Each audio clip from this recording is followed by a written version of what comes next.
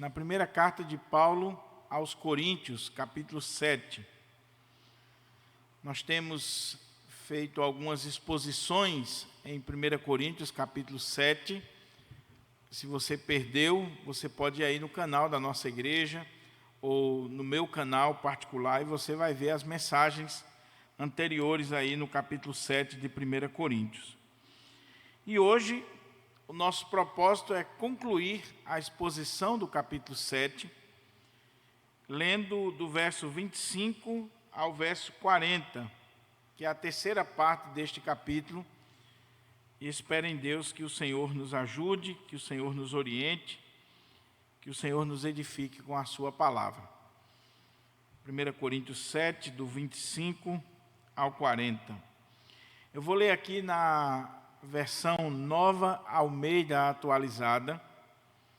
E eu tenho dois propósitos de ler na Nova Almeida. Primeiro, porque eu estou fazendo a transição para a Nova Almeida. Então eu tenho lido, tenho estudado essa versão e cada dia mais eu tenho me apaixonado por essa revisão que foi feita na atualizada. Segundo, para que você veja o contraste entre a leitura que foi feita na NTLH e a leitura que nós vamos fazer agora. E você vai ver que é completamente diferente. São duas leituras diferentes. Duas traduções completamente diferentes. E nós vamos tentar aqui explicar por que esse mistério. Aqui é um mistério. Porque se você faz a leitura do capítulo 7, na versão atualizada ou na versão corrigida, e você pega a NTLH ou a NVI, você vai ver que são duas leituras completamente diferentes. E a pergunta é, por quê? Por que são diferentes? À medida que eu for expondo o texto, eu espero em Deus que a gente possa estar esclarecendo aos irmãos por que são diferentes. Mas olha o que diz a palavra do Senhor, 1 Coríntios 7, a partir do 25. Com respeito às virgens, não tenho mandamento do Senhor, mas dou a minha opinião como alguém que recebeu do Senhor a misericórdia de ser fiel. Por causa da angustiosa situação presente, penso ser bom para o homem permanecer assim como está. Você tem esposa? Não procure separar-se. Você está solteiro? Não procure esposa. Mas, se você casar, não estará pecando. E também, se a virgem se casar, não estará pecando. Ainda assim, tais pessoas sofrerão angústia na carne, e eu gostaria de poupar vocês disso. Mas isto digo, irmãos, o tempo se abrevia. Por isso, de agora em diante, não só os casados sejam como se não fossem casados, mas também os que choram como se não chorassem, os que se alegram como se não se alegrassem, os que compram como se nada possuíssem, e os que se utilizam deste mundo como se não fizessem uso dele, porque a aparência deste mundo passa. O que eu realmente quero é que vocês fiquem livres de preocupações. Quem não é casado, cuida das coisas do Senhor, de como agradar ao Senhor. Mas o que se casou, cuida das coisas do mundo, de como agradar à esposa, e assim está dividido. Também a mulher, tanto a viúva como a virgem, cuida das coisas do Senhor, para ser santa, assim no corpo como no espírito. Mas a mulher casada se preocupa com as coisas do mundo, de como agradar ao marido. Digo isto para o próprio bem de vocês, não para impor limitações, mas tendo em vista o que é decente, e para que vocês possam se consagrar ao Senhor sem distração alguma. Mas, se alguém julga que trata de modo impróprio a sua virgem, se ela tiver passado a flor da idade, e se as circunstâncias o exigem, faça o que quiser, não peca, que casem. Contudo, aquele que está firme em seu coração e não se sente obrigado, mas tem domínio sobre sua própria vontade, e resolveu em seu coração conservar virgem a jovem, fará bem. Por isso, quem casa com a sua virgem faz bem. Quem não casa, faz melhor. A mulher está ligada ao seu marido enquanto ele viver. Mas se o marido morrer, ela fica livre para casar com quem quiser, mas somente no Senhor. Porém, ela será mais feliz se permanecer viúva, segundo a minha opinião. E penso que também eu tenho o Espírito de Deus. Vamos orar mais uma vez? Ó Senhor, a Tua palavra foi lida e agora encontra-se aberta diante de nós. E eu tenho plena consciência, meu Pai, que eu careço da direção, da iluminação do Teu Espírito. Eu careço do discernimento espiritual para que eu possa interpretar esse texto da forma correta e aplicar esse texto para a minha vida, para a vida da igreja do Senhor aqui presente. Fala conosco, Senhor, aquilo que nós precisamos ouvir e não pura e simplesmente o que nós queremos ouvir. Que as palavras dos meus lábios e o meditar do meu coração sejam agradáveis na Tua presença, ó Senhor, rocha minha e Redentor meu. Amém. Amém. Meus irmãos, mantenham a sua Bíblia aberta nesse texto. É um desafio meditar em todo esse texto hoje, mas eu espero que nós possamos ver toda a perícope, se o Senhor assim nos permitir. Antes de lermos o texto, eu preciso levantar aqui algumas considerações à guisa de introdução para a gente poder entender o texto à medida que for lendo. Primeiro, Paulo está falando aqui, neste capítulo, sobre casamento, divórcio, celibato, sobre sexo. Mas Paulo está falando sobre esses assuntos provocado por uma carta que lhe foi enviada da igreja de Corinto. Então, se você olhar o capítulo 7, versículo 1, Paulo diz assim: quanto ao que vocês me escreveram.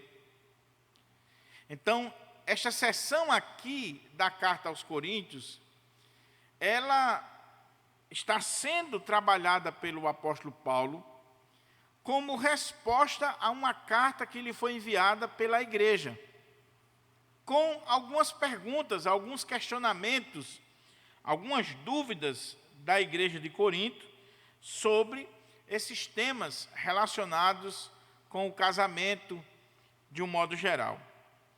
É interessante que, quando nós olhamos esse texto, nós vemos que a igreja de Corinto ela está vivendo uma situação extremamente delicada. Por um lado, você tem aqueles que eram totalmente liberais ou libertinos, aqueles irmãos que não viam nenhum problema com a questão da sexualidade, por exemplo, de se deitar com uma prostituta, de viver uma vida promíscua. Eles entendiam que não tinha problema nenhum.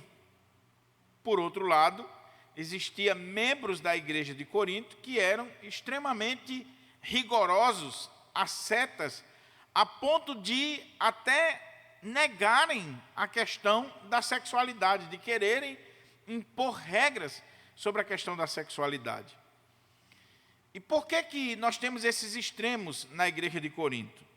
Por duas razões principais. A primeira, para a questão daqueles que estão sendo rigorosos, Paulo diz no capítulo 5 e 6 que havia problemas naquela igreja relacionados à sexualidade. Por exemplo, Havia um jovem na igreja que estava indo para a cama com a mulher do seu pai, a sua madrasta. E Paulo vai escrever que a igreja não estava ligando, não estava se importando com isso, não tinha disciplinado o rapaz, não tinha expulsado o rapaz do contexto da comunidade, e isso era algo horrível até mesmo entre os pagãos. E Paulo escreve o capítulo 5 e 6 para tratar desses problemas de prostituição, de impureza, de imoralidade dentro da igreja, e ele vai pegar firme com aqueles irmãos. Então, alguns estudiosos entendem que, por causa dessa pegada firme do apóstolo Paulo, alguns irmãos da igreja começaram a pensar o seguinte: se existe todo esse problema com relação à sexualidade, é bom que a gente tenha cuidado nessa área. Então, alguns casados até estavam deixando de ter relações, fazendo aí um voto de celibato no casamento e deixando de ter relações com medo de estar pecando, de estar fazendo algo errado. Outros, influenciados não pelo ensino de Paulo, mas pela filosofia grega, a filosofia dualista, que fazia uma dicotomia entre matéria e espírito, entre aquilo que eu faço com o corpo e aquilo que eu faço com o espírito. Então, para esse grupo, a matéria é má, é ruim. Só as coisas do espírito é que são coisas boas. Então, o corpo era visto por esses irmãos que estavam sendo influenciados pela filosofia grega, como a prisão da alma. Então, se o corpo é mau, se a carne é má, aquilo que eu faço com o meu corpo não interessa muito. Eu tenho que realmente dar vazão a tudo aquilo que diz respeito ao meu corpo. Então, não teria nenhum problema se prostituir. A igreja de Corinto está vivendo esses dois extremos: uma influência do pensamento grego e uma influência do ensino do apóstolo Paulo. Mas é interessante que essa visão grega, ela pode levar você, como eu disse, para os dois extremos, ou para liberou geral, ou para subjugar a carne e dizer que nada que diz respeito à carne importa. Por que eu estou dizendo isso aqui? Porque você jamais vai entender o capítulo 7, principalmente dos versos 25 ao 40, se você não tiver esse pano de fundo histórico, cultural, filosófico e teológico que lhe dê base para entender o texto. O que nas entrelinhas nós percebemos que estava acontecendo aqui? É mais ou menos o seguinte: imagina essa cena. Irmãos que estavam querendo ser espirituais, viver uma vida espiritual, uma vida mais próxima de Deus, uma vida mais devotada ao Senhor. E eles começam a pensar: como é que eu posso ser mais espiritual, mais crente, mais consagrado, mais comprometido com Deus?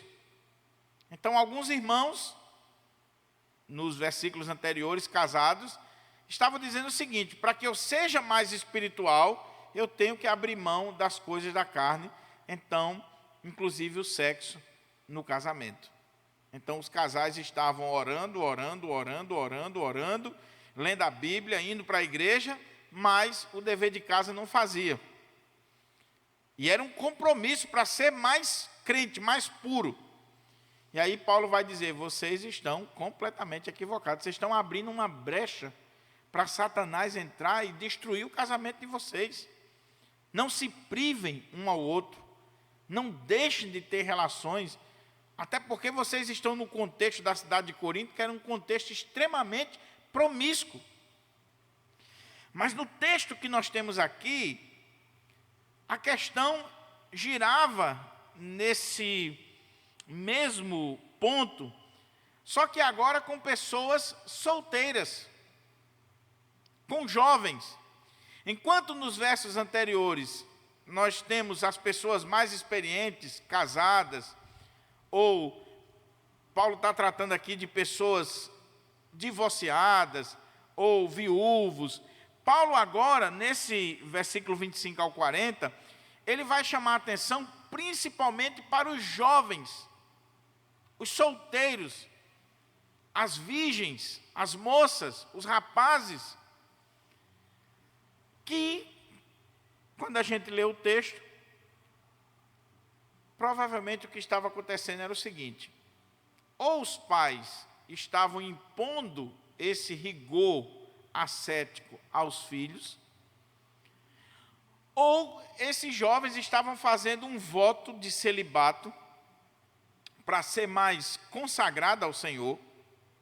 Então, eles estavam noivos, mas de repente fizeram um trato: olha, nós não vamos dar sequência ao casamento, nós podemos até morar junto, mas nós vamos fazer um voto diante de Deus, nós vamos fazer um compromisso diante de Deus de não concretizarmos o casamento. Nós vamos parar o noivado aqui e nós vamos, talvez numa versão mais moderna, e a Igreja Católica trabalhou isso ao longo do tempo, nós vamos fazer um compromisso com Jesus, com o Senhor. Nós vamos nos manter virgens, puros, nós vamos nos manter na castidade para sermos mais crentes. Só que aqueles jovens noivos, de repente, estavam olhando um para o outro e estavam ardendo em desejo. E a coisa estava começando a ficar complicada. E a pergunta era: nós podemos quebrar o voto que fizemos e casar? Se nós casarmos, nós estamos pecando? Se nós continuarmos solteiros, virgens, nós estamos pecando? Se um pai, de repente ele, que na época tinha autoridade total sobre os filhos, principalmente sobre as filhas, se um pai tomasse a decisão que a sua filha não deveria casar, se for esse o sentido aqui do texto, a gente vai chegar lá, ele estaria pecando? Ou então, se ele desse a sua filha em casamento, ainda muito jovem, ele estaria pecando? A outra coisa era: Paulo, diante das circunstâncias adversas que nós estamos enfrentando e que nos sobrevirão mais ainda, será que alguém está preocupado com o casamento? Essa pessoa não está pecando? Não está errada? Quer ver outra coisa que poderia estar aqui nas entrelinhas? Paulo, nós temos na igreja algumas irmãs que estão passando a flor da idade. Algumas versões diz maduras, ou amadurecendo, ou já está passando do ponto, é o que diz o grego. Já estão passando do ponto. Hoje, numa tradução bem coloquial, estão encalhadas. As encalhadas da igreja. Quantas jovens que já amadureceram, que já têm uma vida profissional totalmente equilibrada, mas não consegue casar. Não tem um namorado. E aí? Essas meninas estão pecando? Como é que a gente trata isso na igreja? Você está vendo como esse texto é mais atual do que a gente imagina? Você está vendo como seria importante se a mocidade da igreja estivesse aqui para ouvir? Boa parte dos jovens. Porque Paulo vai tratar exatamente dessas questões. Como nós lidamos com tudo isso no ambiente da igreja. Como eu disse, esse texto, ele é um texto difícil, é um texto polêmico, é um texto que não existe unanimidade na interpretação. É um texto que, dependendo da versão que você pegar da Bíblia, você vai ver duas linhas completamente diferentes. Mas à medida que eu for lendo aqui, eu vou procurar esclarecer para os irmãos e tirar daqui as lições para a nossa vida. A primeira parte desse texto, a primeira divisão, vai do verso 25 até o verso 28. Olha como é que Paulo diz aqui. Vamos olhando o texto, vamos lendo e vamos aplicando para a nossa vida. Com respeito às virgens, a primeira coisa que chama a atenção aqui é esse com respeito. Porque a ideia da palavra que aparece aqui na língua original é que, mais uma vez, Paulo está respondendo a uma pergunta, a um questionamento. Com respeito a quanto ao que vocês me escreveram, com respeito ao que vocês estão questionando, e o ponto aqui era com relação às virgens.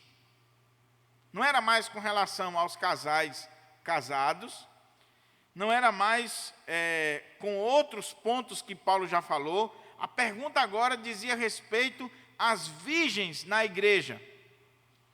Mas a segunda coisa que chama a atenção, e aqui já começa a polêmica do texto, e muito embora o meu propósito aqui não é polemizar, mas eu tenho que esclarecer para os irmãos. A primeira coisa que chama a atenção é que Paulo diz assim: com respeito às virgens. E a pergunta é: que virgens? Quais são essas virgens? Paulo está falando aqui só de moças virgens. Você lembra da leitura na linguagem de hoje? Como foi dito na linguagem de hoje? Com respeito aos solteiros. Por que a linguagem de hoje colocou com respeito aos solteiros, e outras versões até colocam com respeito aos noivos, aqueles que estão noivos? Porque existe aqui uma dificuldade de interpretação, e a comissão que traduz o texto, ela tem que tomar uma decisão. A palavra que Paulo utiliza aqui para virgens é uma palavra que aparece na Bíblia, por exemplo, lá em Mateus, no capítulo 1, verso 23, para fazer referência a Maria, a virgem. Eis que a virgem conceberá e dará à luz um filho. Então, se eu entender que a palavra que Paulo utiliza aqui, ela é usada pura e simplesmente para moças, para as meninas da igreja, a minha linha de interpretação aqui vai ser uma. Paulo aqui estaria chamando a atenção especificamente para as moças da igreja. Mas é interessante que essa mesma palavra que aparece na língua grega, é uma palavra chamada partenoi ou partenós. Essa palavra aparece em Apocalipse não só para fazer referência às moças, às meninas, mas ela aparece também para homens, jovens virgens. Então, quando uma palavra ela pode ser traduzida dessa forma, o que vai determinar o sentido dessa palavra é o contexto em que ela está inserida. Daí, lendo o capítulo 7, do verso 25 ao 40, principalmente a seção aqui do 25 ao 28, alguns estudiosos exegetas entendem que Paulo está falando aqui não só com as moças da igreja, mas Paulo está falando também com os jovens, os rapazes, que são virgens. Olha como é que diz aqui: com respeito às virgens, não tenho mandamento do Senhor, mas dou a minha opinião como alguém que recebeu do Senhor a misericórdia de ser fiel. Por causa da angustiosa situação presente, penso ser bom para o homem. Por que Paulo mudou agora? Olha aí. Penso, por causa da angustiosa situação presente, penso ser bom para o homem permanecer assim como está.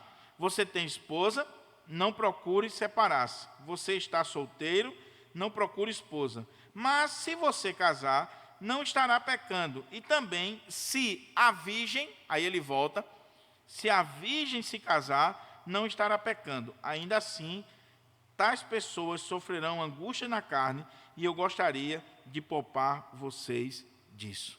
Qual é o ponto aqui, meus irmãos? É que e eu vou seguir essa linha. Paulo estaria chamando a atenção aqui para jovens, não necessariamente só as meninas da igreja, mas os jovens de um modo geral, que estão num estado de virgindade, que ainda não contraíram matrimônio, que ainda não tiveram relações sexuais, jovens que estão ou nessa fase do noivado, ou estão pensando em realizar um contrato de noivado. Paulo está chamando a atenção deles para eles refletirem sobre a condição que eles se encontram. Daí, eu prefiro a versão linguagem de hoje, nesses versículos, porque ela faz jus ao contexto. Porque Paulo começa falando das virgens, aí ele chama a atenção para os homens, para os jovens, e ele volta a falar das virgens, dando a entender que ele está chamando a atenção para esse grupo da igreja, os jovens da igreja, a mocidade da igreja. E qual era o ponto aqui? Com respeito aos jovens, com respeito àqueles que são virgens, Paulo diz: eu não tenho um mandamento do Senhor. Opa, que coisa é essa, Paulo? Será que nós estamos diante de um texto que não é um texto que seria aplicável para a igreja, porque não é um mandamento do Senhor? Olha como é que Paulo diz: com respeito às virgens, não tenho o mandamento do Senhor, mas dou a minha opinião, como alguém que recebeu do Senhor a misericórdia de ser fiel. Qual é o ponto aqui, meus irmãos? É preciso a gente ter cuidado com isso aqui, porque aparece em alguns momentos, aqui no capítulo 7 e em outros textos, Paulo dizendo assim: olha, agora falo eu, não o Senhor. Eu estou dando a minha opinião. Eu estou dando aqui um conselho para vocês. E ele vai trabalhar isso aqui em vários momentos. O que significa isso aqui? Significa que esse texto não é inspirado? Significa que esse texto não vale para nós? Que esse texto não tem aplicação para a igreja? Não.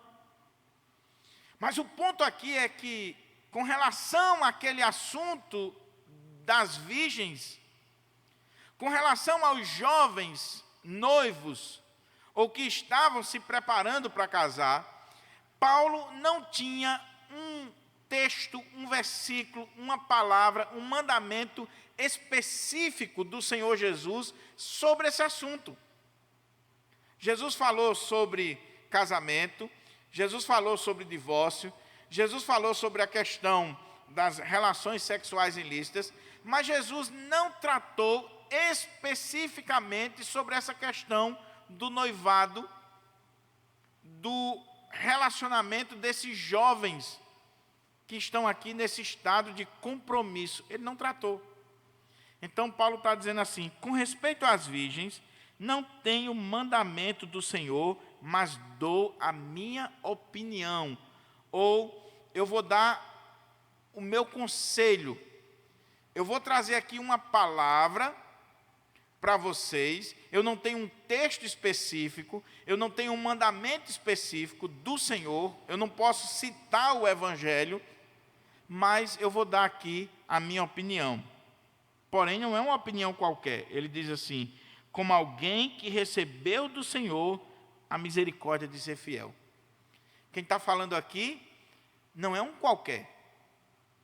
Quem está falando aqui é alguém que recebeu do Senhor, que é alvo da misericórdia do Senhor, que foi chamado pelo Senhor para ser apóstolo, para ser um representante de Jesus. É alguém que ele termina o capítulo dizendo assim: e penso que eu também tenho o Espírito de Deus. Eu tenho o Espírito Santo de Deus. Então eu vou dar uma opinião para vocês, eu vou dar um conselho para vocês, e muito embora eu não tenha um texto para citar, um mandamento do Senhor para citar, o que eu vou dizer para vocês é algo que vocês devem dar ouvidos, que vocês devem prestar atenção, porque eu recebi do Senhor a misericórdia de ser fiel, de ser um apóstolo, de ser um mensageiro, de ser um pastor. Ele está falando como apóstolo de Jesus Cristo, como pastor daquela igreja, que é digno da confiança daquela igreja. Ele está dizendo, eu não vou falar para vocês nenhum absurdo, nenhuma coisa que não esteja de acordo com a vontade de Deus ou os princípios da palavra de Deus. O que eu vou falar para vocês é algo digno de confiança, porque a misericórdia do Senhor está sobre a minha vida. Então, cuidado, meu irmão, quando você lê um texto como esse, e você cair naquela que alguns dizem aí, não, isso aqui não é inspirado por Deus, isso aqui é a opinião de Paulo, então se é a opinião de Paulo eu não me submeto. Não, é a opinião de Paulo, mas Paulo era um apóstolo inspirado pelo Espírito Santo, que está escrevendo sobre a inspiração do Espírito Santo, e que simplesmente aqui ele não está citando um texto, uma palavra, um mandamento do Senhor Jesus. Mas olha o que Paulo vai dizer, olha qual é a opinião dele. Por causa da angustiosa situação presente, penso ser bom para o homem permanecer assim como está. Meus irmãos, a grande dificuldade da gente entender, principalmente esse texto aqui, é porque você não tem claramente qual era a pergunta que veio de lá para cá. Você imagina a pergunta a partir da resposta. É um telefone sem fio. Então, eu estou vendo aqui o irmão conversando com o outro e pela resposta dele, eu imagino o que o outro está falando. Então, provavelmente, a pergunta que veio de lá para cá foi o seguinte: Paulo, diante da situação angustiosa que nós estamos vivendo hoje, o que você acha dos jovens que estão pensando aí em casar, ou então dos jovens que estão querendo continuar solteiros? Porque surgiu essa discussão na igreja e a gente queria ouvir sua opinião. Um grupo está dizendo que não interessa a pandemia, vamos casar. Não interessa o tempo de pandemia, vamos casar. Outro grupo está dizendo que não, por causa da pandemia é bom esperar mais. Tem muitos pais dizendo, meu filho, por causa da pandemia você não deveria casar agora, espere mais um pouco, espere mais uns 10 anos e tal. O que você acha, Paulo? E aí Paulo vai dizer, olha, eu estou dando a minha opinião como alguém digno, como alguém fiel, como alguém que recebeu as misericórdias do Senhor. Eu queria dizer para vocês que, por causa da angustiosa situação presente, penso ser bom para o homem permanecer assim como está. Você está sem esposa, não procure. Você tem esposa, não procure separar-se. Você está solteiro, não procure esposa. Preste atenção aqui. Lembra do que eu falei, que a maneira como você interpreta a virgem, lá no verso 25, vai determinar o restante? A tradução que está aí, você tem esposa, ela está sendo colocada por força da visão da comissão aqui, que traduziu a atualizada, por entender que Paulo, no primeiro momento, está falando só das virgens, e agora ele está falando com os homens.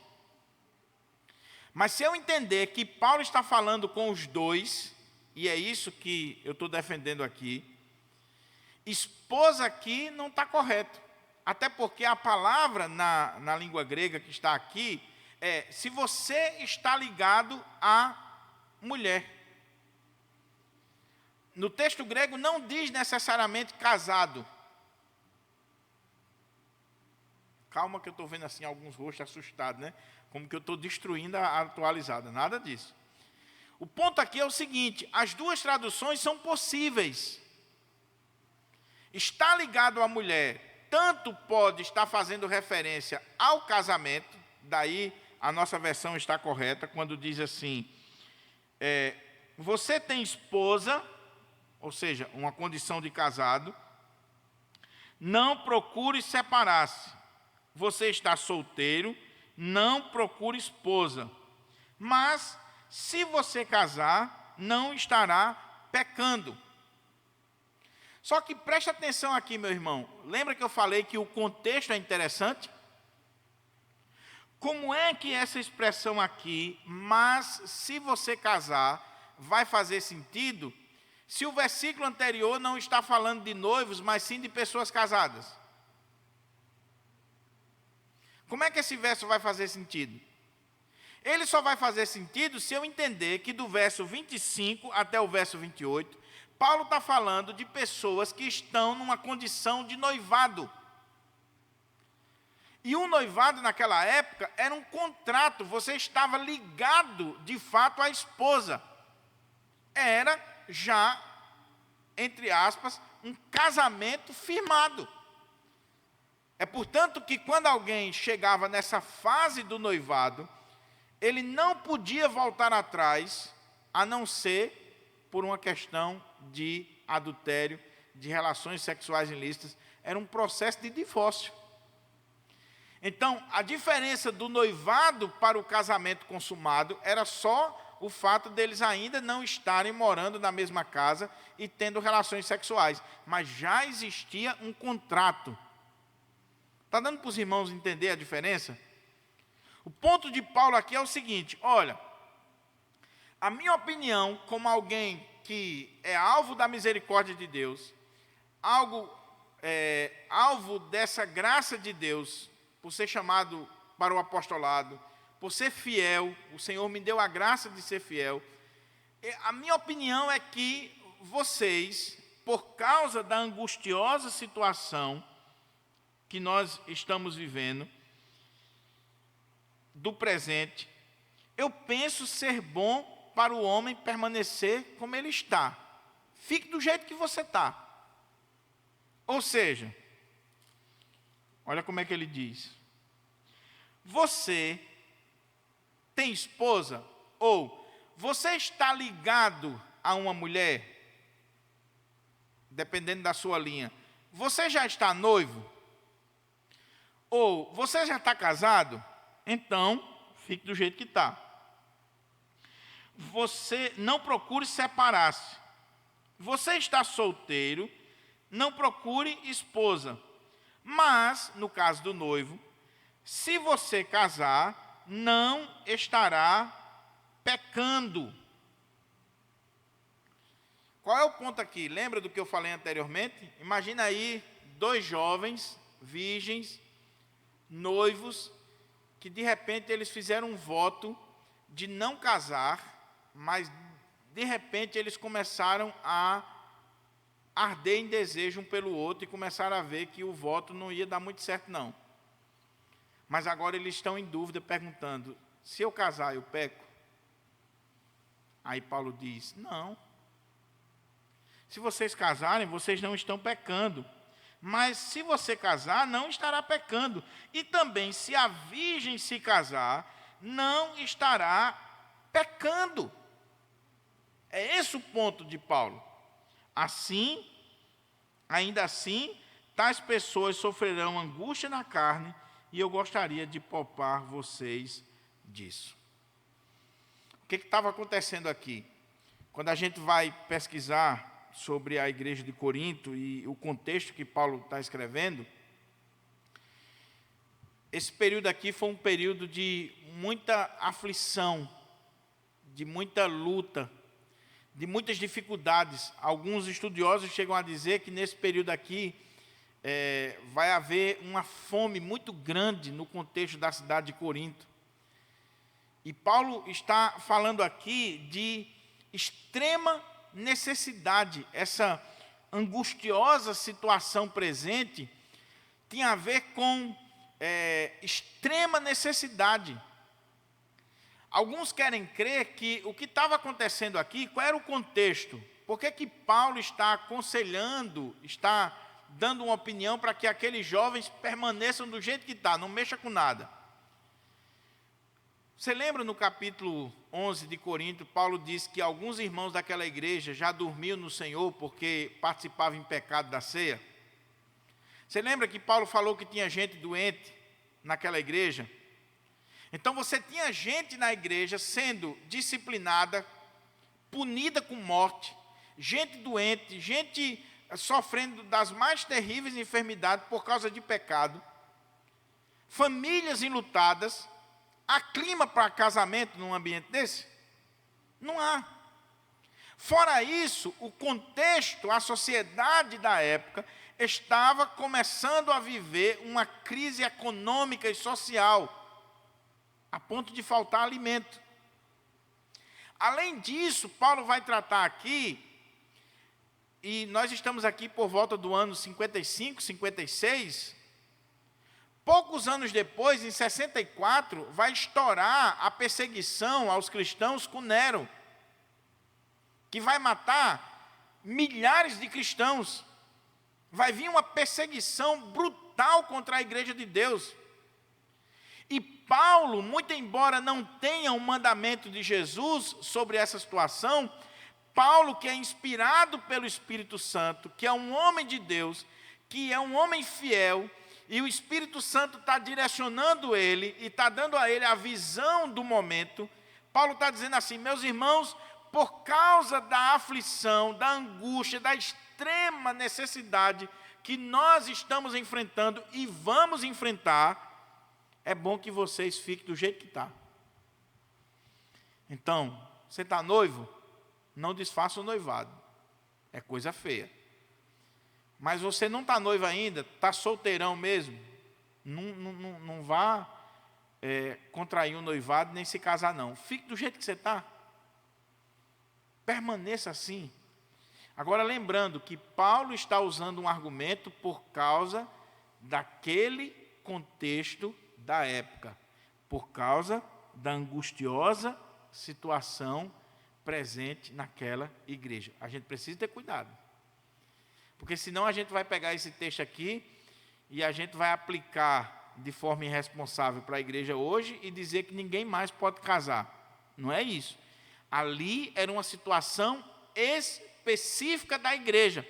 Paulo não está sendo contra o casamento, meus irmãos. Quando a gente lê esse texto de forma apressada, a gente pode até pensar que Paulo está sendo contra o casamento e defendendo só o celibato. Não, ele não está sendo contra o casamento, porque ele até vai dizer aqui, olha, se você casar, você não está pecando não. Agora, lembre-se que existe uma angustiosa situação, existe provações, aflições, e eu queria poupar vocês disso. Então, com respeito às virgens, não tenho mandamento do Senhor, mas dou a minha opinião, como alguém que recebeu do Senhor a misericórdia de ser fiel. Por causa da angustiosa situação presente, penso ser bom para o homem permanecer assim como está. Você tem esposa? Não procure separar-se. Você está solteiro? Não procure esposa. Mas, se você casar, não estará pecando. E também, se a virgem se casar, não estará pecando. Ainda assim, tais pessoas sofrerão angústia na carne, e eu gostaria de poupar vocês disso. Quem é casado aqui sabe. Não pense que o casamento não tem lutas e dificuldades, que tem. Tem gente que acha que vai casar assim, mil maravilhas. A turma que começa a ler romances, né? E foram felizes para sempre, e os filmes românticos e tal, e acha que o casamento é mil maravilhas. Não, o casamento tem lutas, tem aflições, tem angústias na carne, tem situações adversas, influenciadas por economia, influenciada por doença, influenciada por pecados dos cônjuges, por N coisas. O casamento não é um mar de rosas. O casamento não é um jardim grinaldado de flores.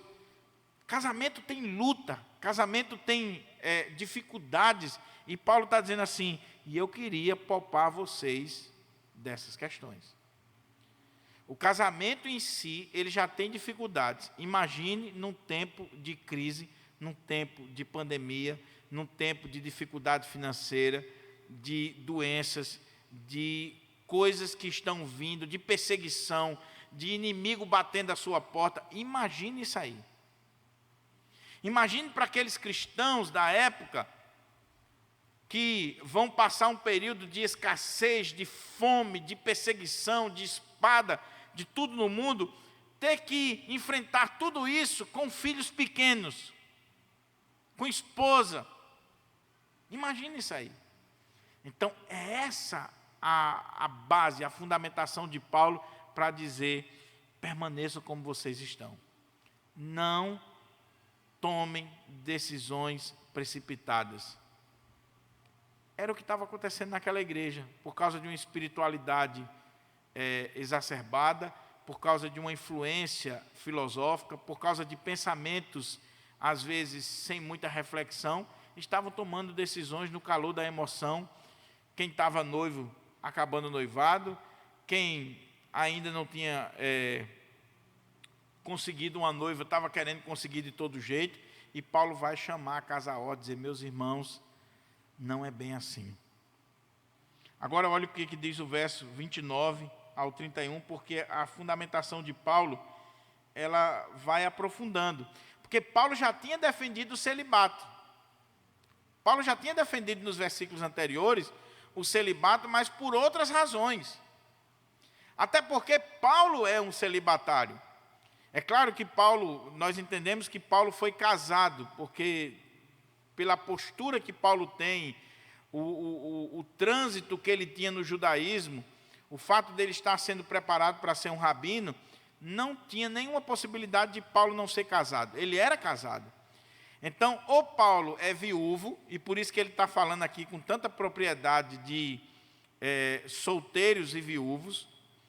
Paulo ficou viúvo, ou Paulo foi abandonado pela esposa quando ele se converteu ao cristianismo, quando o Senhor o chamou. Então, Paulo está agora na condição de solteiro, e ele vai defender essa condição, porque ele se vê em condições mais livres de pregar o evangelho. Ele sofre, ele apanha, ele fica quase morto, e ele não tem ainda que se preocupar com a esposa e com filhos. Então, Paulo defende, mas aqui ele vai aprofundando a questão. Verso 29 ao verso 31. O relógio aqui está correndo. Mas isto digo, irmãos, o tempo se abrevia. Por isso, de agora em diante, não só os casados sejam como se não fossem casados, mas também os que choram como se não chorassem, os que se alegram como se não se alegrassem, os que compram como se nada possuíssem, e os que se utilizam deste mundo como se não fizessem uso dele, porque a aparência deste mundo passa. O segundo argumento de Paulo. O primeiro argumento dele foi a angustiosa situação presente na igreja. Ele está dizendo: olha, eu quero que vocês permaneçam como vocês estão, em especial se vocês ficarem celibatários, se vocês ficarem solteiros, se vocês se mantiverem assim, eu quero que vocês permaneçam assim por causa da situação, da aflição que existe no presente momento. Mas agora, Paulo vai trazer um argumento escatológico. E ele vai dizer que esse mundo, ele passa. Paulo vai chamar a atenção aqui, para nós, de que nós estamos nesse mundo como peregrino, isso aqui vai acabar. E ele vai dizer o seguinte: olha, nós devemos viver nesse mundo, não enraizados nesse mundo. Nós não podemos estar focados somente nas coisas deste mundo, porque esse mundo passa. Isso aqui vai passar. Então, olha a lógica de Paulo. Mas isto digo, irmãos, o tempo se abrevia. Em outras palavras, gente, vocês estão preocupados com casamento, vocês estão preocupados com noivado, vocês estão preocupados com essas coisas, vocês não caíram a ficha ainda que o tempo se abrevia, que o tempo está passando. E o tempo aqui não é cronos, o tempo aqui é kairos, é o tempo de Deus, é o tempo estabelecido por Deus. E ele está dizendo aqui que a aparência, a forma, a beleza, o que esse mundo representa, está chegando ao fim. Aí Paulo vai dizer o seguinte: então, com essa consciência de que o mundo passa, que as coisas desse mundo elas são transitórias e elas já têm um fim. Então ele diz assim: por isso, de agora em diante, com essa mentalidade de que o tempo se abrevia, de que o tempo está se esgotando, de que o tempo está chegando no fim, de agora em diante, como é que vocês devem viver? Olha aí, não só os casados sejam como se não fossem casados, mas também os que choram como se não chorassem, os que se alegram como se não se alegrassem, os que compram como se nada possuíssem, e os que se utilizam deste mundo como se não fizessem uso dele, porque a aparência deste mundo passa. O que Paulo está dizendo aqui é: você não pode ser preso às coisas desta vida. Você tem que ser uma pessoa desprendida. Espera aí, pastor, será que Paulo está relativizando o casamento? Está dizendo que eu vou desprezar minha mulher, minha família? Não. Mas o que Paulo está dizendo é que isso não pode ser a razão da sua vida. Que você não pode fazer disso o ponto central da sua vida. Por quê? Porque as coisas e esse mundo passam. Tem pessoas que o sentido da vida dela é o casamento. O casamento é o ponto mais alto. Tem que casar, tem que casar. Se não casar, ela não está realizada. Tem pais que têm uma loucura de dizer assim: minha filha não vai casar. Está passando a flor da idade, minha filha não vai casar. Então o que Paulo está dizendo assim: meu irmão, reflita mais um pouquinho, porque a sua mente está muito voltada para as coisas desta vida. Não é que ele está desprezando o casamento. Ele vai dizer aqui: olha, os casados é como se não fosse. Os que compram como se nada possuísse. O que ele está dizendo é: veja de fato o que preenche o vazio da sua alma, o que traz sentido para a sua vida, o que realmente define a sua existência aqui. Pense nisso. Porque se a sua vida está resumida a casamento, se a sua vida está resumida a bens materiais, se a sua vida está resumida às coisas dessa existência, meu irmão, isso aqui vai passar. Isso aqui vai passar.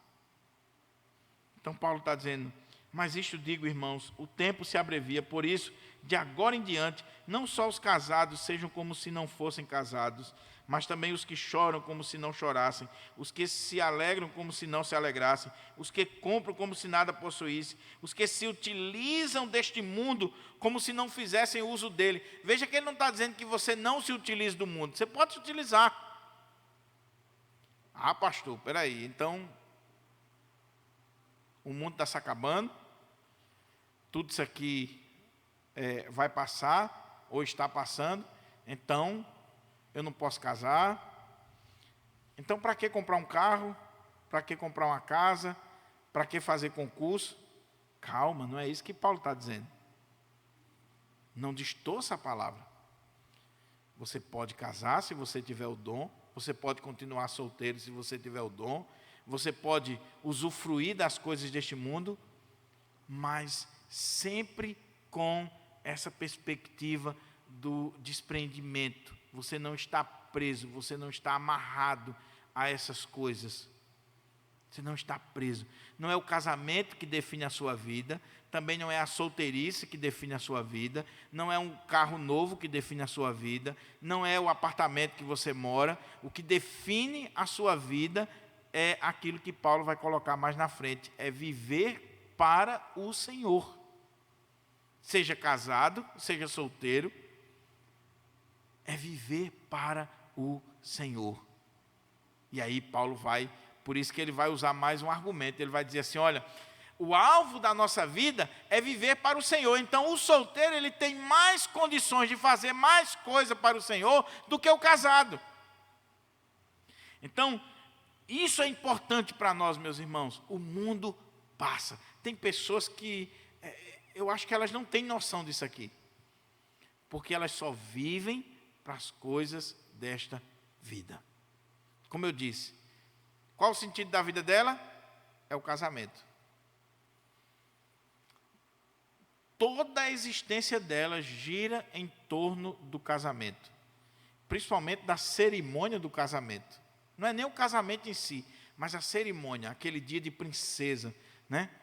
Toda essa pompa que foi criada, que tem a ver com comércio, que tem a ver com paganismo, que tem a ver com uma série de coisas. Essa ideia de a igreja enfeitada, a noiva chegando, e todo mundo de pé, e trombetas tocando, e é uma festa que pega dinheiro, para muitas vezes, com 2 meses, estar separado.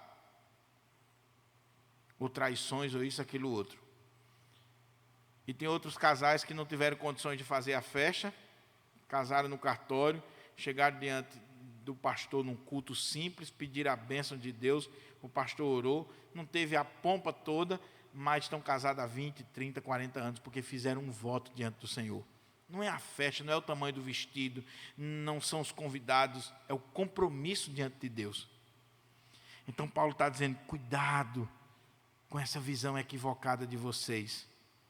Cuidado. Eu aconselho vocês a permanecerem do jeito que vocês estão, por causa da situação presente, por causa dessa perspectiva escatológica de que o tempo está se abreviando, o tempo está se esgotando, o mundo está passando, tudo isso aqui passa. Então, cuidado para vocês não estarem vivendo numa dimensão ou numa perspectiva errada da vida. Cuidado, para vocês não estarem vivendo assim. Nem tanto ao mar, nem tanto à terra. Nós nem podemos viver naquela dimensão, né, do irmão super espiritual que só pensa no céu, a ponto de não querer nem ter relação sexual com a esposa. É um homem de Deus, é oração e jejum. Ou a mulher de Deus. Aí Paulo, vai, fica assim para tu ver o que Satanás vai fazer. Destruir seu casamento. Vai pensando que você é assim. Não, meu irmão, você é carne, você tem necessidades. Mas também não pode ser só nessa dimensão aqui. Não pode ser só pensando em sexo, pensando em bens, pensando em coisas, porque Paulo está dizendo, tudo isso aqui passa. O outro argumento de Paulo, e é interessante que aqui Paulo fez um parênteses para tratar dessa questão escatológica, e eu não tenho como aprofundar, mas ele diz assim, o que realmente quero é que vocês fiquem livres de preocupações. É isso que eu quero de vocês. Quando eu estou defendendo a solteirice, quando eu estou defendendo o celibato, quando eu estou defendendo que vocês permaneçam como vocês estão, por causa da situação presente e por causa dessa visão que ele tinha, né, escatológica, de que o tempo estava se esgotando, de que o mundo estava passando, então ele diz assim, o que eu realmente quero é que vocês fiquem livres de preocupações. Por quê? Quem não é casado cuida das coisas do Senhor, de como agradar ao Senhor. Mas o que se casou cuida das coisas do mundo, de como agradar a esposa, e assim está dividido.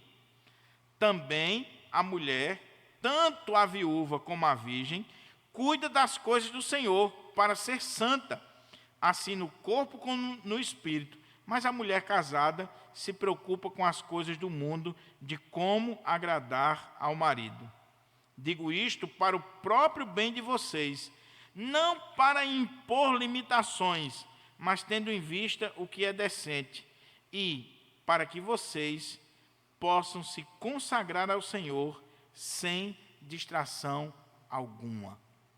Opa! Mais uma vez a gente precisa ter cuidado, porque parece que Paulo está dizendo assim, que o casamento é uma desgraça, né? Não é não? Parece que ser casado não é bom para a vida espiritual, Parece que ser casado impede de você servir a Deus. Parece que ser casado é algo maligno. Mas não é isso que Paulo está dizendo aqui. Lembre-se que a ênfase, lembre-se que a pergunta, o texto, ele foi provocado por uma pergunta daquela igreja, que está relacionada aos jovens, às virgens, aquela turma que estava naquela fase de noivado. Então, Paulo está respondendo a uma situação específica. Aqui não é toda a teologia de Paulo sobre casamento. Ele está usando um exemplo para fundamentar o conselho que ele está dando para os jovens. Que é claro, quem é que tem mais tempo para servir o Senhor? Aquele que é casado ou aquele que é solteiro? Quem é que tem mais tempo para se dedicar à obra missionária, ir para outros países, fazer a obra do Senhor? Um casado, pai de família com 5, 6 filhos? Ou um jovem, uma jovem livre, na flor da idade, com todo vigor, com toda inteligência, força? Quem é que vai servir melhor? É isso que Paulo está dizendo. Ele está dizendo, olha, eu quero que vocês permaneçam como vocês estão, porque eu quero livrar vocês de preocupações. E o outro argumento que ele está dando aqui é o seguinte, porque quando você não é casado, quando você é solteiro, virgem, jovem na igreja, você tem como se dedicar ao Senhor, fazer a obra do Senhor. Investir esse tempo, a sua juventude, na obra do Senhor, na casa do Senhor. De forma livre, desimpedida, sem preocupações a mais. Meus irmãos, isso é um fato. O problema é que, infelizmente, os jovens hoje, nas nossas igrejas, eles não pensam assim. Eles pensam em ganhar dinheiro, eles pensam em fazer mestrado, doutorado, eles pensam em construir uma carreira para ganhar muito dinheiro. Os pais também impõem isso para os filhos.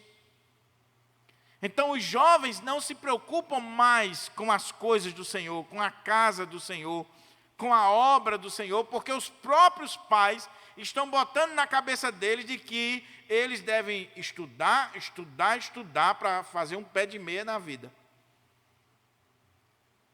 Mas quantos jovens poderiam dizer assim, eu tenho uma vida inteira para consagrar a obra de Deus? Porque o casado, ele está dividido, a mulher casada está dividida. Ela tem que agradar o marido, ela quer fazer a obra de Deus, ela quer cuidar da igreja de Deus, mas ela tem a casa, ela tem o marido, ela tem os filhos. Ela tem uma série de coisas que lhe traz preocupação.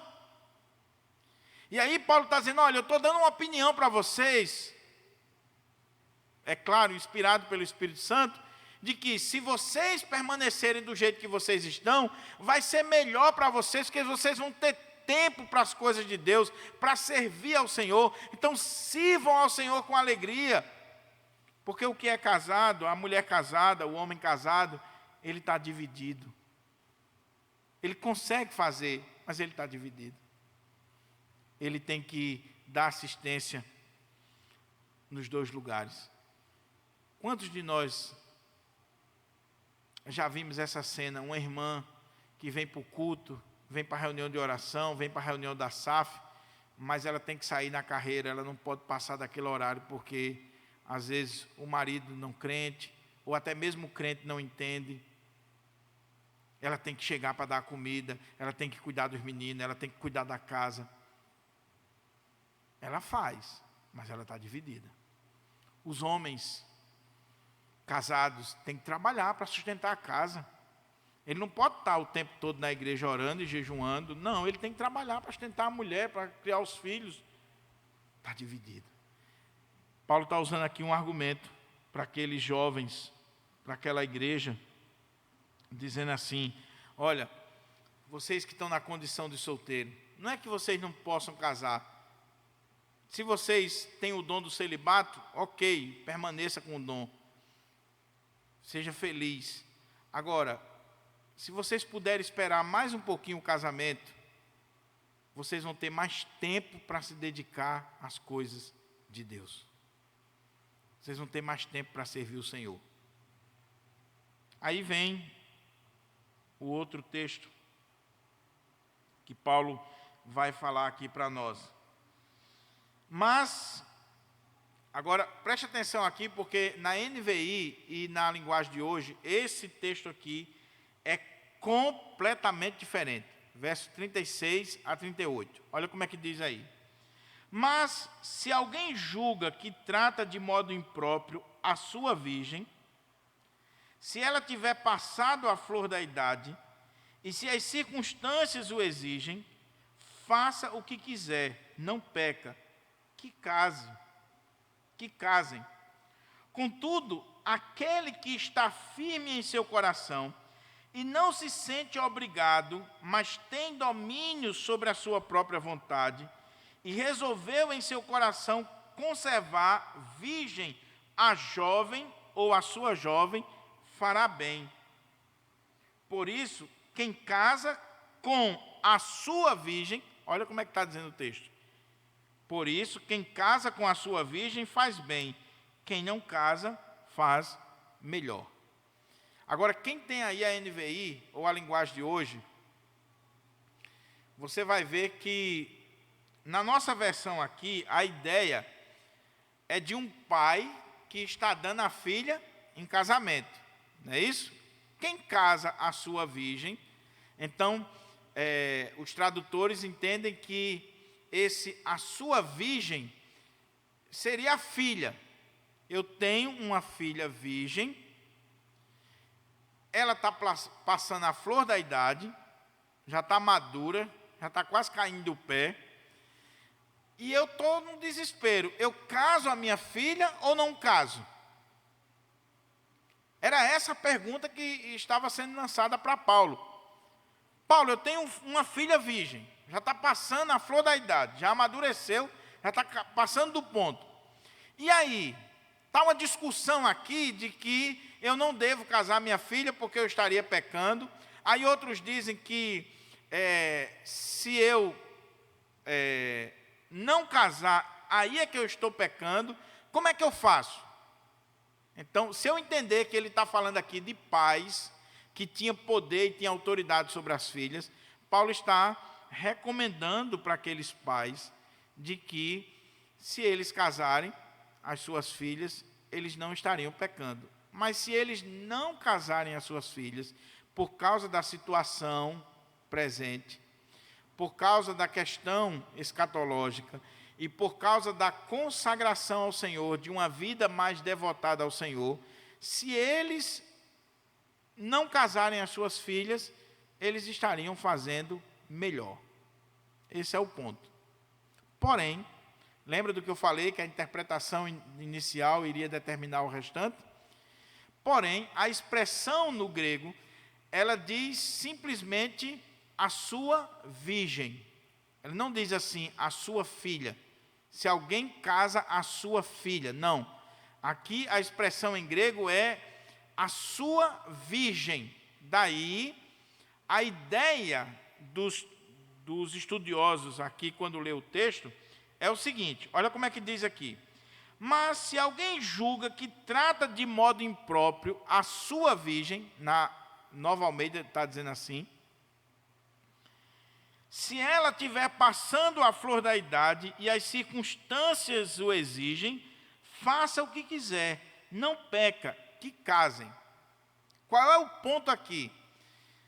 O ponto aqui, meus irmãos, seria um noivado espiritual.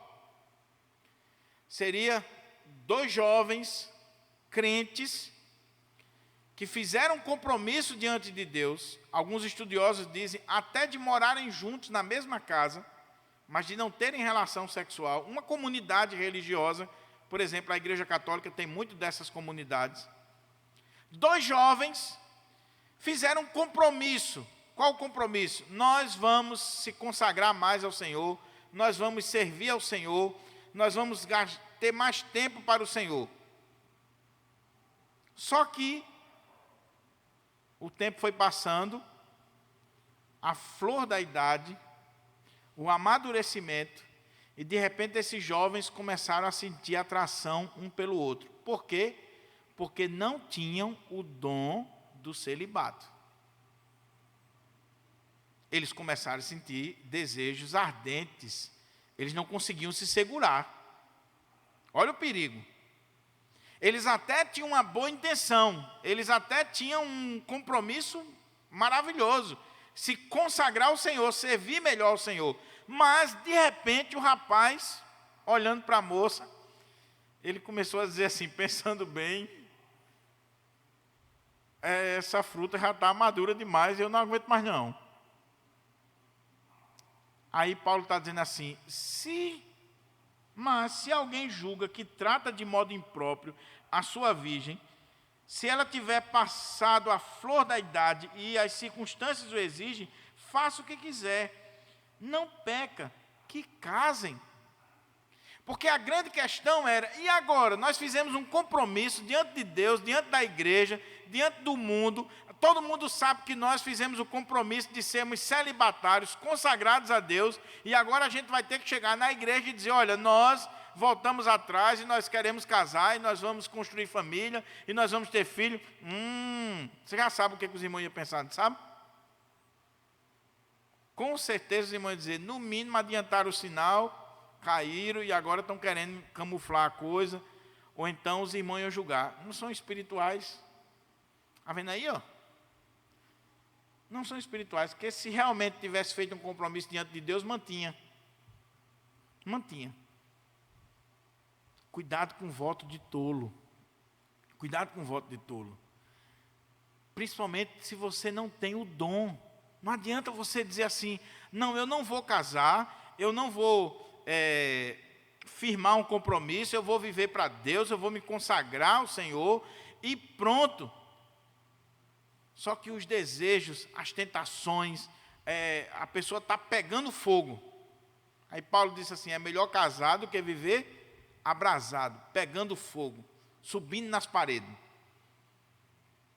Daí vem uma série de escândalos, de problemas, de dificuldades. Basta você olhar essas comunidades religiosas, onde o pessoal faz um voto de castidade, ou faz esse tipo de compromisso aqui, para você ver o índice de pecado, de lesbianismo, de homossexualismo, de coisas terríveis acontecendo. Por quê? Simplesmente porque fizeram o voto de tolo. Não olharam para a sua própria natureza. Não tem o dom. Meu irmão, tem pessoa que vai ter o dom de permanecer solteiro. E a gente tem que entender isso. Não tem desejo. Não tem. Vai ter outro que o dom dele é casar. E alguns têm que casar logo. Senão, tá, né, pastor Mairão? Senão, coitado do irmão. Tem que casar o irmão logo, meu irmão. Se a gente puder ajudar, vamos ajudar para não ver a queda. Não vamos querer espiritualizar a coisa, não. Tapar o sol com a peneira, não.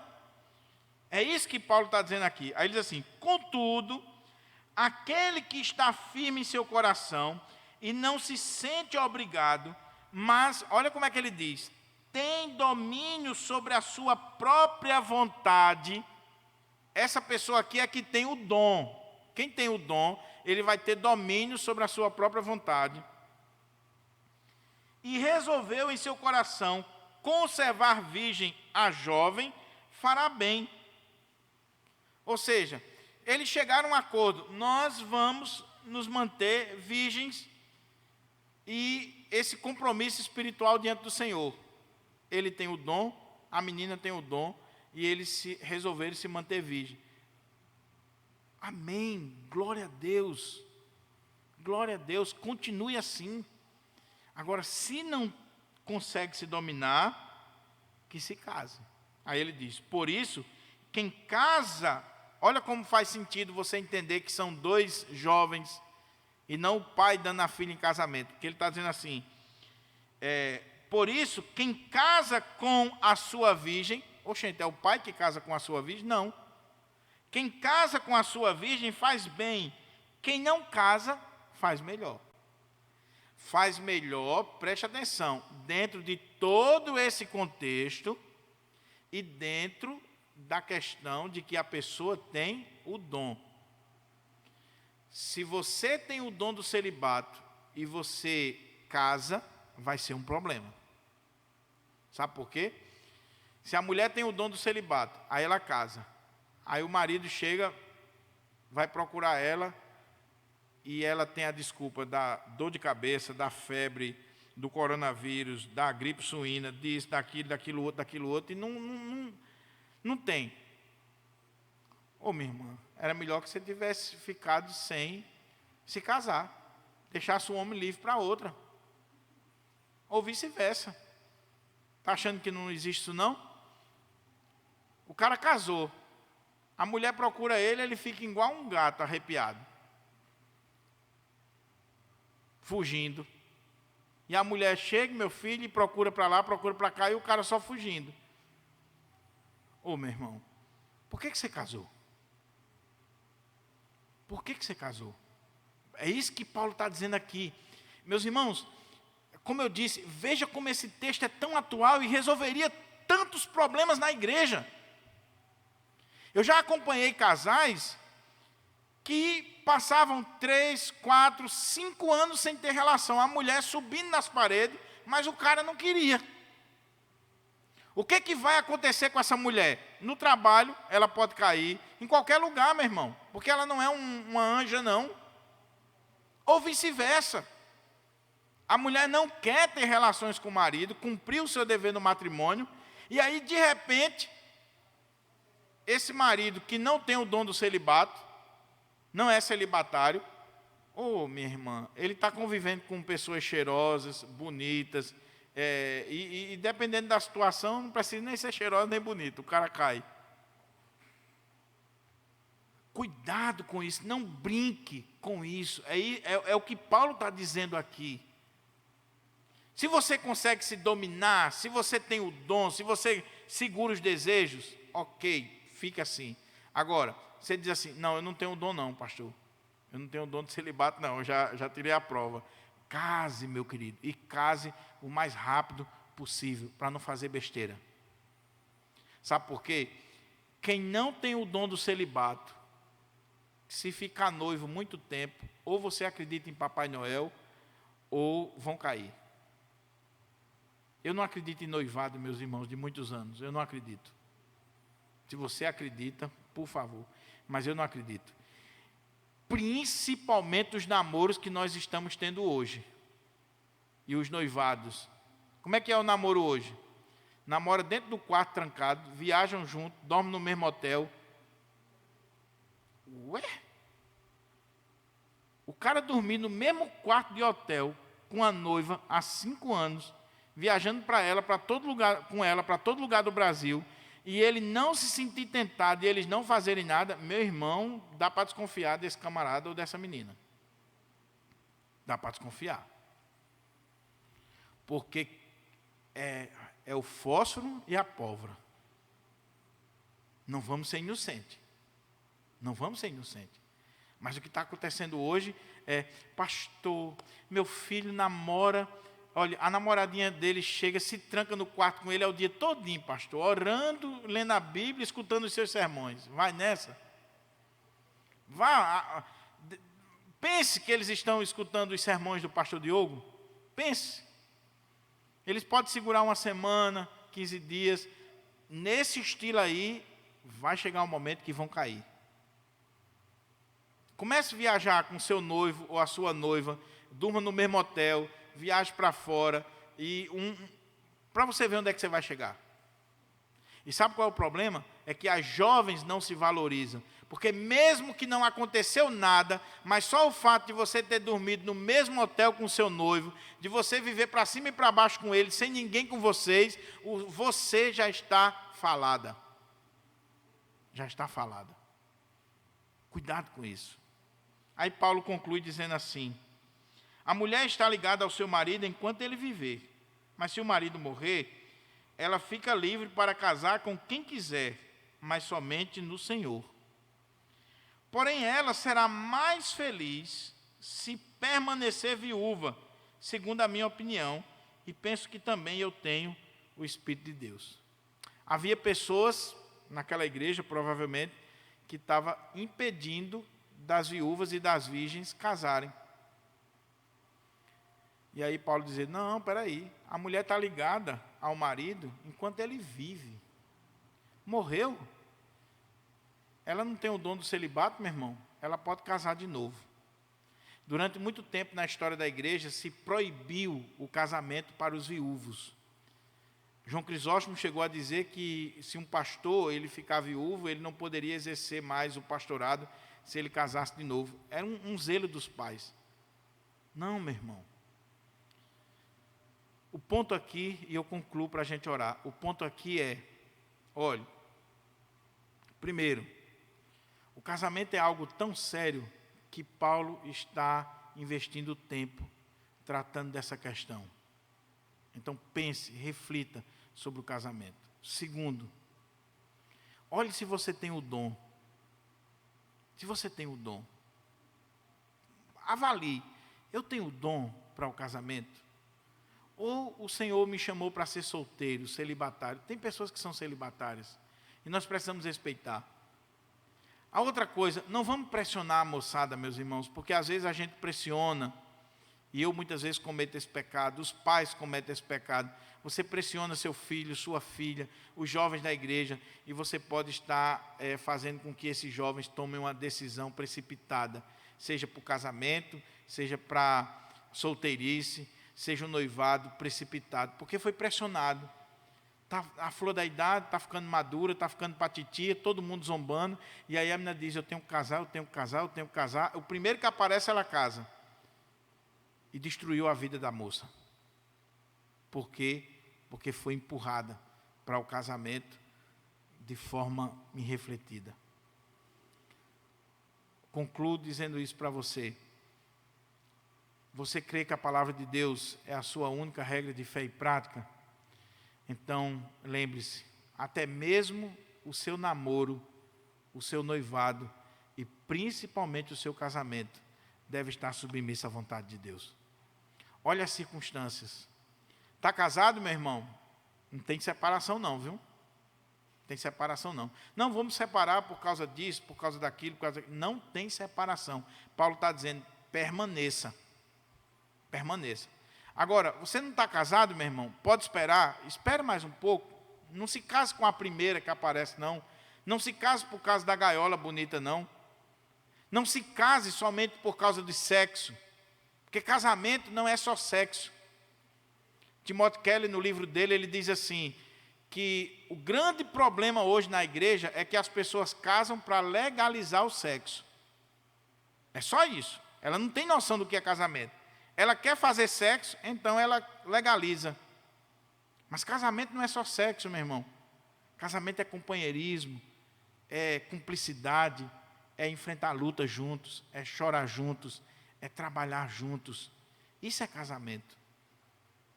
Agora, pergunta a Deus se você tem o dom. Dr. Augusto Nicodemos, ele disse que no momento da vida dele ele achava que tinha o dom de celibato. Até o dia que ele viu a esposa dele, que hoje é a esposa, descendo assim do navio, ele disse que quando viu aquela mulher holandesa, ele teve certeza na hora que ele não tinha mais o dom do celibato. Na hora caiu a ficha. Então, se você tem desejos, se você arde em desejos, você não tem o dom. Então não queira camuflar, não queira enganar, não queira estar com algumas coisas aí. Porque eu já tive casos aqui na igreja de pessoas que veio se aconselhar comigo, dizendo assim, pastor, eu tenho o dom do celibato. Eu digo, tem não, miserável. Pode vir com outra conversa que você não tem não. Você está querendo iludir quem? Já tive casos do camarada ligar para mim e dizer assim, pastor, já dei entrada no documento do cartório, já posso desfrutar das delícias do casamento, mesmo antes da cerimônia. Eu digo, isso é um miserável. Digo, pode não, miserável, espere, tá, falta poucos dias. Brincadeiras à parte, que a palavra do Senhor encontre guarida nos nossos corações. Vamos ficar de pé, vamos orar ao Senhor.